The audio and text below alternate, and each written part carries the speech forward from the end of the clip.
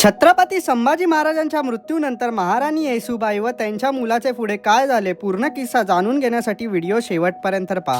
छत्रपती संभाजी महाराजांच्या मृत्यूनंतर बादशाहने जुल्फिकार खान यास रायगडावर वेढा घालण्यासाठी पाठवले. त्यावेळी रायगडावर महाराणी येसूबाई, छत्रपती राजाराम महाराज, महाराणी ताराबाई व शंभूपुत्र शाहू होते. या सर्वांनी एकाच ठिकाणी राहणे धोक्याचे होते. तेव्हा छत्रपती राजारामांनी रायगडाच्या वेढातून बाहेर पडावे आणि महाराणी येसूबाईंच्या नेतृत्वात रायगड लढवावा असे धोरण आखण्यात आले. मुघलांच्या सामर्थ्यापुढे रायगड दीर्घकाळ लढवणे कठीण होते. मुघलांनी नोव्हेंबर 1689 मध्ये रायगड ताब्यात घेतला आणि येसूबाई आणि शाहू यांना कैदेत टाकले. लहानपणी कैदेत गेलेल्या शाहू महाराजांची तरुण वयात कैदेतनं सुटका झाली, पण मुघलांनी येसूबाईंची सुटका केली नाही. त्यांना ओलीस म्हणून ठेवण्यात आले. नंतर शाहू महाराजांनी मराठा साम्राज्याची सूत्र हातात घेतल्यावर मुघलांकडून येसूबाईंची सुटका करवून घेतली. हे तेच शाहू महाराज आहे ज्यांना आपण बाजीराव मस्तानी सिनेमात पाहिले.